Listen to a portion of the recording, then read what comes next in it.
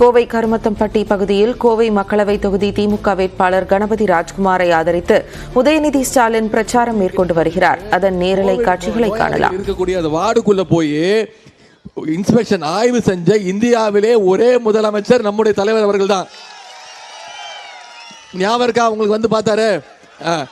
கோவிடுக்கு திரு மோடி அவர்கள் ஏதாவது இழப்பீடு தொகை கொடுத்தாரமா? ஆனா நம்ம தலைவர் தேர்தல் வாக்குறுதி கொடுத்தாரு. ஒவ்வொரு குடும்பத்திற்கும் 4000 ரூபாய் கொடுக்குறேன்னு சொல்லி 2000 ரூபாய் 2 தவணை கொடுத்தாராமா? அதே மாதிரி இன்னொரு வாக்குறுதி நிறைவேற்றினார். பெட்ரோல் விலையை 3 ரூபா கம்மி பண்றேன்னாரு. இறக்குனாரா? பெட்ரோல் விலையை குறைச்சாரா? ஆவின் பால் லிட்டருக்கு 3 ரூபா குறைக்கிறாரு. குறைச்சாரா? மகளிர் இங்க பேர் வந்திருக்கீங்க, உங்களுக்கான திட்டம் மகளிருக்கு கட்டணமில்லா பேருந்து திட்டத்தை கொண்டு வரேன்னு சொன்னாரு. கொண்டு வந்தாரா இல்லையாமா? உபயோகப்படுத்துறீங்களா? ஒவ்வொரு மகளிரும் கிட்டத்தட்ட மாசம் 900 ரூபாய் சேமிக்கிறீங்க. இப்போ எங்க பார்த்தாலும் பிங்க் பஸ் தான். சாதாரண பஸ் விட பிங்க் பஸ் தான் அதிகம். பிங்க் பஸ் முழுக்க மகளிர், குழந்தைங்க, மாற்றுத்திறனாளிகள், திருநங்கைகள், அவங்களுக்கு மட்டும் கட்டணமில்லா பேருந்து திட்டம்.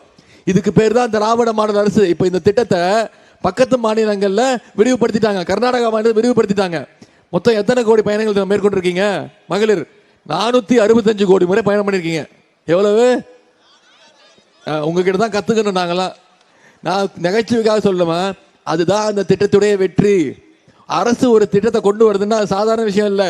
அதை மக்கள் பயன்படுத்தி அது அதிகமான முறை பயன்படுத்துறீங்கல்ல, அதுதான் அந்த திட்டத்துடைய வெற்றி. நம்முடைய திராவிட மாடல் அரசுடைய வெற்றி, மகளிருடைய வெற்றி.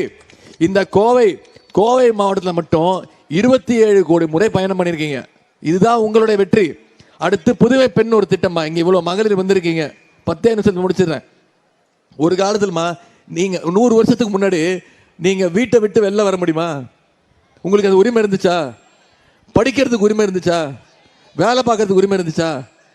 இன்னொன்று கேட்கறமா, நீங்க மேலாடை அணிஞ்சிருக்கீங்கல்ல, 125 வருஷத்துக்கு முன்னாடி நீங்க மேலாடை அணிவதற்கு உங்களுக்கு உரிமை கிடையாது.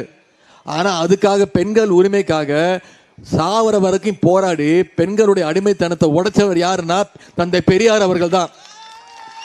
அவர் வழியில வந்தவர் பேரறிஞர் அண்ணா.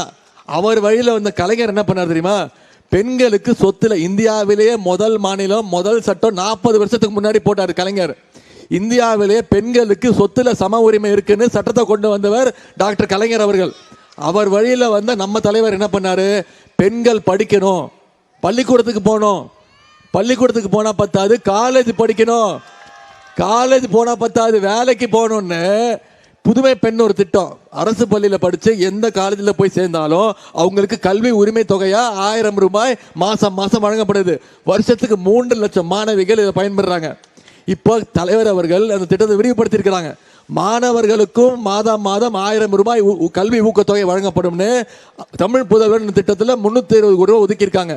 இப்போ இந்த கோவை மாவட்டத்தில் மட்டும் இந்த புதுமை பெண் திட்டத்தின் மூலமா மாசம் 14,000 மாணவிகள் கல்வி ஊக்கத்தொகை மாசம் 1000 ரூபாய் உங்களுடைய வங்கி கணக்கில் வைப்பு வைக்கப்படுகிறது. அடுத்தது மிக மிக முக்கியமான திட்டமா, இதுவும் இந்தியாவிலே தமிழ்நாடு தான் முதல் மாநிலம் இந்த திட்டத்தை அறிவிக்கிறதுக்கு. நம்முடைய முதலமைச்சர் தான் முதல்ல அறிவிச்சார்.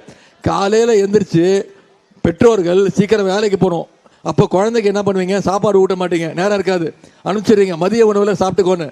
ஆனால் நீங்கள் அதே நினப்பில் இருப்பீங்க. குழந்தைய பள்ளிக்கூடத்துக்கு அம்சமே, அவன் பசி மயக்கத்தில் இருப்பானே, சாப்பிட்டானா, படித்தானா, தூங்கிட்டானா நினைப்பீங்க. அதை போக்குறதுக்காக நம்ம தலைவர் கொண்டு வந்த திட்டம் தான்மா முதலமைச்சருடைய காலை உணவு திட்டம். இந்தியாவிலேயே முதல் மாநிலம் தமிழ்நாடு கொண்டு வந்தது நம்முடைய தமிழ்நாடு முதலமைச்சர், நம்முடைய திராவிட மாடல் அரசு.